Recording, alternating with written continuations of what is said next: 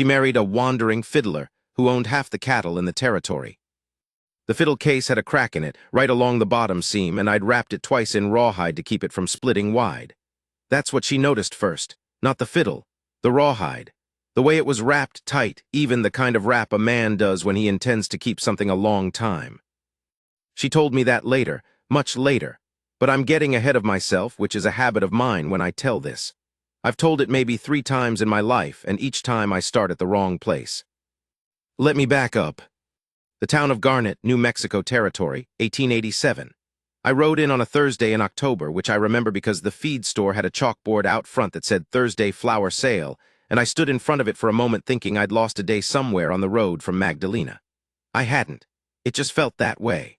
The ride had been long, and I'd stopped talking to myself around day 4, which is when you know you've been alone too long. I put my horse at the livery. I had 3 horses at the time, 1 I rode, 2 I kept on leads, and the livery man looked at all 3 of them and then at me and couldn't figure out what I was. I was wearing a canvas coat with a busted button, 3 days of dust on everything, and I was carrying that fiddle case over my shoulder by a strap I'd cut from a saddle I'd had to throw away outside Magdalena when the tree cracked. He said, "You a musician?" I said, "Among other things." He said, "What other things?"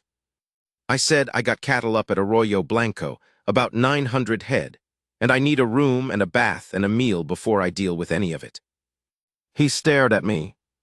I stared back. He took my horses. That's the sort of man I'd become by then. Not secretive exactly, but quiet about what I had and what I was. There wasn't any performance in it. I just learned, the hard way and more than once, that announcing a thing too early is a good way to have it taken from you, or to have people attach themselves to the thing instead of to you. I'd had both happen. I wasn't interested in either one anymore. My name is Calvin Prout. I was 44 years old that October. I had come up from nothing, a soddy in Kansas that blew apart in a storm when I was 11, a stretch of years after that I don't talk about much, a decade of working cattle for other men until I'd saved enough to run a small herd of my own, then a longer decade of building that herd careful and quiet in the high country north of Garnet. I'd never married. I'd been close twice. Neither of those women had known what I had or what I was worth, and one of them still picked someone else, which tells you something, and the other one I'd walked away from myself because she was more in love with the idea of having a man who was steady than she was in love with me. I couldn't fault her for it, but I couldn't stay either. So, 44, 900 head of cattle, a cracked fiddle case, and a room above the Garnet Hotel that smelled like pipe tobacco and old wool. I ate, I bathed, I slept 9 hours. In the morning, I went to the land office, then the bank, then the mercantile, then the stockyards to meet the man I'd been corresponding with about a buyer in Santa Fe. His name was Aldous Birch, and he ran a respectable operation, and he'd written me 3 letters over the summer, increasingly interested, and I figured it was time to shake his hand and see what his face looked like when he talked numbers. That was where I first saw her. She was in the stockyards office, which was also Birch's office, sitting in a chair beside his desk with a ledger open in her lap and a pencil in her hand. She was maybe 32, 33. Black hair, not quite tamed, pinned back on one side. A blue dress that had been good once and still was, though it had been washed hard and the color had softened. She was writing something in that ledger, and she didn't look up when I walked in. Birch did. He stood, hand out, and said, "Mr. Prout, good to finally meet you." She glanced up then, just a glance, then back to the ledger. Birch said, "That's my daughter, Nora. She keeps my books. Don't mind her." I said, "I don't mind her at all." She didn't react to that, just kept writing.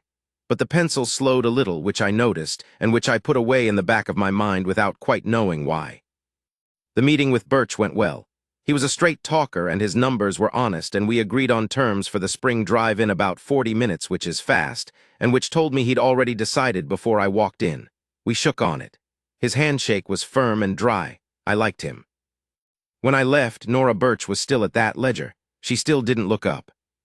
I spent 4 more days in Garnet sorting out the other business, papers at the land office, a conversation with my man at Arroyo Blanco, a day riding the fence line on the south pasture that needed attention. On the second night, I ate at the hotel dining room and took out the fiddle afterward in the small parlor off the lobby, which had a settee and 2 oil lamps and nobody in it, and I played for about an hour.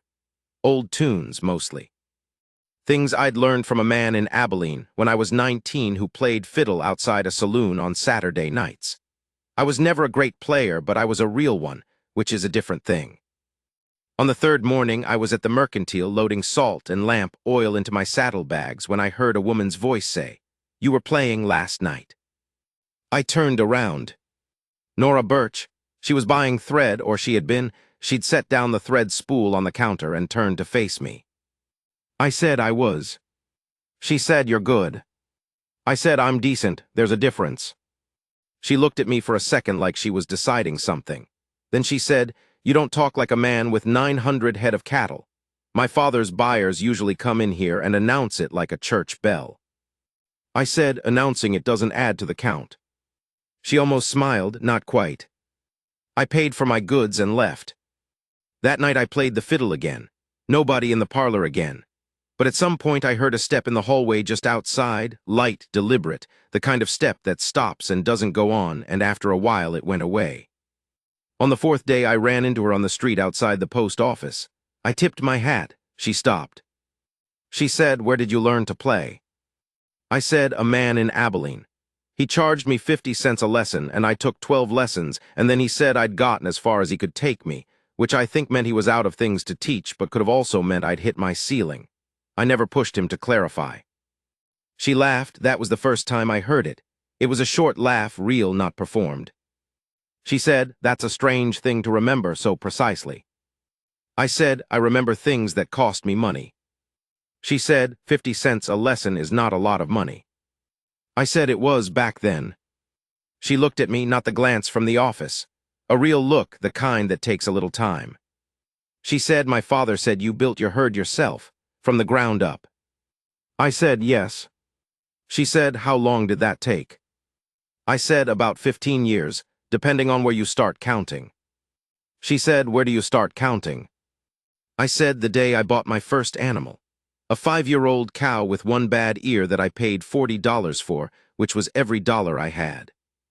She was quiet for a moment. Then she said, "And you still play the fiddle?" I said, "I always played the fiddle. The cattle came later, I didn't have to choose." She said, "Most men in your position don't carry their own instrument anywhere. They hire someone to play at their parties." I said, "I don't have parties." That stopped her for a second. Then she said, "Good day, Mr. Pruitt." I said, "Good day, Miss Birch." She walked off, and I went into the post office and stood there for a moment before I remembered what I'd come in for. I was supposed to leave the next morning. I'd been in Garnet 5 days, and I had worked back at Arroyo Blanco, and I was not a man who lingered. But that evening I sat on the hotel porch for about 2 hours doing nothing, which I never do, watching the street go dark, and at some point I admitted to myself that I was watching for a particular dark-haired woman to walk past. She didn't. I went to bed. Left the next morning at first light. 3 hours up the road I turned around. I don't know exactly why I did that. I've tried to explain it to myself and never landed on anything more solid than the thought of not seeing her again had a weight to it that the thought of seeing her again didn't, and when I noticed that I turned around. It wasn't a romantic notion, or it didn't feel like one at the time. It felt more like not wanting to make a mistake. I went back to Garnet, put my horse at the livery. The man there looked at me and said, "Forget something." I said, "Yes." I went to Birch's office. He wasn't there. The woman at the desk said he was over at the stockyards. I went to the stockyards. He wasn't there either, but Nora was, sitting in the same chair, same ledger, different page. She looked up when I walked in. No glance this time. She said, "Did you forget something?" I said, "Maybe. I thought maybe we could have supper." She said, "You thought?" I said, "I'd like to, if you're willing." She looked at me for a long moment. I couldn't tell what she was deciding. I'm not always good at reading women or people in general, but there was something careful in the way she looked at me that I recognized because I do the same thing. Weighing. She said, "All right." We had supper at the hotel dining room that evening. It was a long supper. We talked through most of it and then sat with coffee after and talked through that too. She was quick. Not in a showy way, she didn't perform it. She just thought fast and said what she thought, and she wasn't afraid of a silence, which I respected enormously because most people are, and they fill silences with words that don't mean anything. I found out that her mother had died when she was 15. that she'd been keeping her father's books since she was 17, that she'd been engaged once to a man from Socorro who'd seemed steady and turned out not to be, and that she'd ended it herself when she found out he'd been borrowing money from her father without asking and calling it a loan he'd pay back, which he never had any intention of doing. She found out that I'd had a partner in the early years who'd stolen from me and nearly broken the whole thing, and that I'd had to start almost from scratch at 31. That my father had been a drinker and my mother had been a woman who handled it, which I said was maybe the best thing she could have been given the circumstances, and Nora looked at me in a way that said she understood that kind of accounting. She said, "You're not what I expected." I said, "What did you expect?" She said, "My father's buyers are usually one of two things. They're either loud about it, the money, the land, all of it, they make sure you know, or they're genuinely modest men with modest operations. You're neither." I said, "I just don't see the point in announcing it." She said, "Why not?" I thought about it. I said, "Because if someone's going to like me, I'd rather they like me before they know what I've got. And if they're going to dislike me, I'd rather know that too, before the other thing complicates it." She looked at me. She had very steady eyes, dark, not warm exactly, but not cold, clear, seeing. She said, "That's a lonely way to live." I said, "It has been." She didn't say anything to that. She picked up her coffee cup and looked at the table for a moment. Then she looked back up at me. She said, "I noticed the rawhide on your fiddle case." I said, "It's cracked." She said, "I know, but the way it's wrapped, it's careful, whoever wrapped that intended to keep it." I said, "I wrapped it myself." She said, "I know." We had supper again the next night, and the one after that. I stayed in Garnet another week, which was 3 times as long as I'd intended, and I rode out to Arroyo Blanco twice during it to handle what needed handling and came back each evening in time to meet her. On the 8th night, I played fiddle for her, not in the hotel parlor outside, on the porch of her father's house, which was 3 streets over and had a good view of the hills to the west, and which Birch himself was kind enough to vacate for the evening, going off to play cards with his friends with a look on his face that was trying hard not to be pleased with itself. I played for about an hour, old tunes and a few I'd worked out on my own over the years. She sat on the porch rail with her arms crossed, not looking at me exactly, looking slightly past me at the hills, and she was very still, which I'd noticed was a thing she did when she was taking something in. She wasn't performing the listening. She was just listening. When I stopped, she was quiet for a moment. Then she said, "The man in Abilene was wrong." I said, "About what?" She said, "About the ceiling." I didn't say anything to that for a second. Then I said, "Nora." She looked at me. I said, "I'm going to ask you something, and I want you to understand it's not because of anything I haven't already told you. It's not coming after, if that makes sense. It's coming because of the first thing." She said, "What's the first thing?" I said, "The supper, the coffee. The way you don't fill the silences. The way you ended that engagement when you saw the man wasn't what he said he was. The way you noticed the rawhide." She waited. I said, "I'd like to court you properly if you're willing. With your father's blessing, the whole of it. I know we've only had a week." She said, "You drove 9 hours to come back to town." I said, 3 hours. I turned around at 3. She almost smiled again, getting closer to a real one. She said, "I'm willing." Her father gave his blessing the next morning over coffee in his kitchen.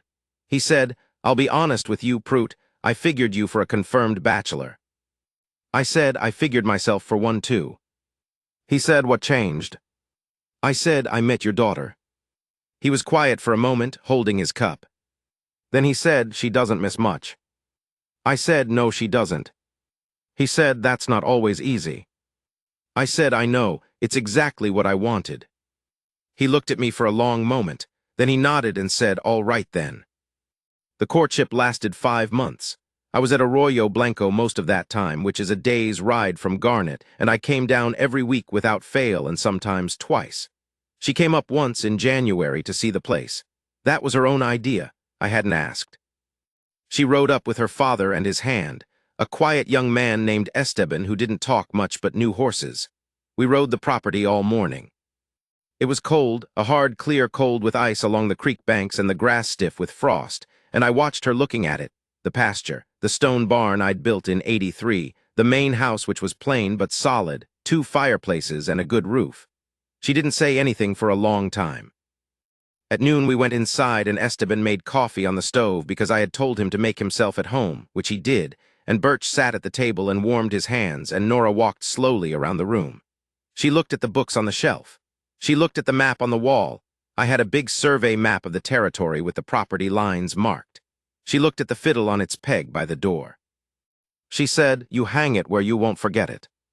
I said, "It's the first thing I see when I leave, and the last thing I see when I come in." She turned and looked at me then, and this is the moment I carry. I've carried it now for it'll be 30 years this January. The way she looked at me in that room, in that cold, clear light coming through the window, her father sitting at my table drinking Esteban's coffee. She wasn't performing anything. She wasn't deciding anything. She had already decided. What she was doing was, she was just seeing me, the whole of it. The cattle I didn't announce, and the fiddle I kept on the wall, and the rawhide wrap, and the 15 years of building it quiet, alone. She was seeing all of it at once and not finding it lacking. She said, "Calvin." That was all just my name. And I had been called by my name 10,000 times, and it had never landed on me the way it did then. Not because of how she said it, because of what she meant by it. She meant, "I see you. I see exactly what you are, and it's what I wanted." That's not a small thing. I know that now better than I knew it then, which is saying something because I knew it pretty well then. We were married in March. Small wedding, Garnet. Her father and 3 of his hands, my man at Arroyo Blanco and his wife, a circuit preacher who came through every 6 weeks. Cold day, bright sun. She wore a dress she'd had made in Santa Fe, and her hair was down, which I hadn't seen before, and I remember thinking I had no idea how I'd ended up here, which was not a frightened thought. It was a grateful one. Afterward at the house, her father's house in Garnet, where we had a small supper, she sat beside me, and at some point she took my hand under the table, just her hand around mine, and held it. She wasn't looking at me when she did it. She was talking to Esteban about something, cattle prices or spring grass, something practical, just holding my hand under the table while she talked about something else. I sat there with her hand in mine and thought, this is it. Not the wedding, not the dress, not the preacher. This. Her hand in mine while she talked about spring grass like it was the most ordinary thing in the world, because to her it already was. We went back to Arroyo Blanco the next morning. I'd built on a second room over the winter, and she'd sent up a trunk of things in January when she came to see the place, which I hadn't asked about because I figured she knew what she was doing. She did. The trunk had her mother's quilt in it, a good iron skillet, 3 books, 2 of which I'd already read, and a small framed photograph of her mother as a young woman, which she put on the mantelpiece over the fireplace in the main room. She said, "I hope that's all right." I said, "I'm glad she's here." Nora looked at me, she nodded. That was a long time ago, 30 years, near enough. We added to the herd and we added to the house, and we had 2 sons and a daughter, and we lost a child in between, a boy we buried on the hill above the creek, and that was the hardest season of my life, the only one that nearly came apart. Nora was the one who held it together, not by talking. She wasn't a woman who talked through grief. She just stayed. She got up every morning and made coffee, and she would come out to the barn where I was working, and she'd stand there with me for a while without saying anything. Sometimes an hour, just there, that's all. That steadiness that she had, that absolute refusal to leave, that was the thing. I knew I wasn't alone. I knew it in my bones every morning when she came out to that barn. She told me once, years later, that she'd been frightened during that time, that she hadn't been sure she could hold on. I said, "You looked sure." She said, "That's different from being sure." I thought about that for a long time. People in the territory, and this is the thing that still amuses me, or not amuses exactly, but sits with me, people in the territory for years thought of me as the fiddler. The wandering fiddler who'd come to town and somehow married Aldous Birch's sensible daughter and ended up ranching at Arroyo Blanco. They knew I had cattle, but they thought of them as a secondary thing, an afterthought.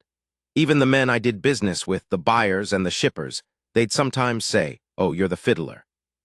Like that was the main thing, and the 900 head, which had grown by then to considerably more than 900 head, was just something I'd stumbled into. Nora found this hilarious. She always had. She'd hear someone say it, and she'd look at me with that almost smile, and I'd look back, and we wouldn't say anything about it until we were alone, and then she'd say something like, "The wandering fiddler," and we'd sit there for a minute. I never corrected anyone, still don't, to be honest. The ones who needed to know knew. the ones who didn't weren't my business. But here's what I want to say, the thing I've been circling around, the thing that I keep coming back to when I tell this. I spent a lot of years being a particular kind of man, and having nobody see it. Not from any great tragedy, nobody cheated me badly enough to matter long, nobody held me down. I just went about my business quiet, and the business grew, and I was, by most measures, doing well, and it still felt like standing in a room with no windows. You know the feeling if you've had it. You're there, you're real, you know what you've built and what you've done and what it cost, and nobody's looking. I don't mean recognition in the public sense. I don't mean people tipping their hats on the street. I mean somebody who matters, who sees the whole of it, who looks at the rawhide rap and understands what it means, who hears you play and knows the ceiling was wrong, who calls you by your name and means, I see you. Nora Birch saw me before she knew what I had, before the land papers and the herd count, when I was just a dusty man with a cracked fiddle case riding into Garnet on a Thursday. She saw the rap on the case and she thought about it. She listened to me play and she disagreed with the man in Abilene. She let me say 3 honest sentences about why I kept quiet about what I had, and she didn't think it was strange. She thought it made sense, which meant she was built something like the same way. That woman has been beside me for 30 years. The fiddle case is still cracked. I've replaced the rawhide wrap twice, once about 15 years ago when it finally gave, once a couple years back. Nora did the second one. I was going to do it myself, but she took it out of my hands one evening while I was trying to figure out the best angle, and she just wrapped it. Tight, even careful, same as I'd done the first time. I sat there and watched her do it and didn't say anything. When she finished, she handed it back and she said, "There." I said, "That's a good wrap." She said, "I've been watching you do it for 20 years. She went back to what she'd been reading. I sat there holding the case. The lamp was burning low and it was late, and outside you could hear the horses settling in the barn. The boys were long grown and out of the house. Our daughter was in Santa Fe. It was quiet the way a house gets when the children are gone, and it's just 2 people again who are used to each other and don't need to fill the air. I set the case on its peg. I looked at her there in the lamplight. 30 years. She looked up from her book just for a second, caught me looking. Didn't say anything. Just looked back at me the same way she'd looked at me in that room in January with the frost on the creek and her father drinking Esteban's coffee.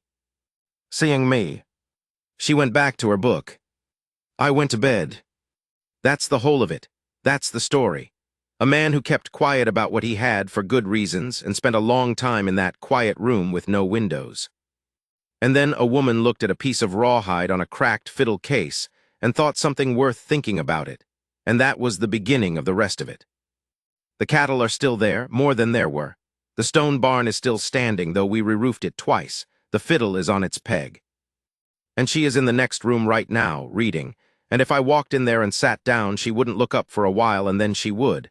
And that look 30 years of it, and it still has a weight. Still means the same thing. I see you. That's all, that's the whole thing.